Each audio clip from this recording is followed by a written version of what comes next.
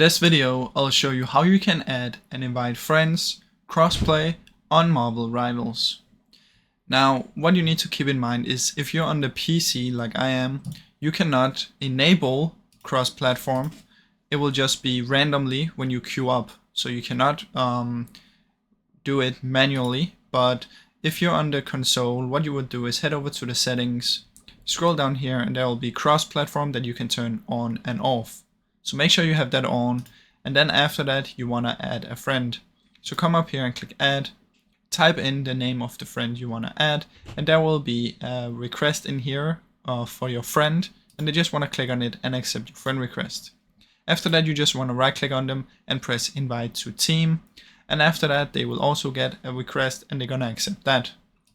Once you're in the same lobby and same team, you're simply gonna press play and queue up.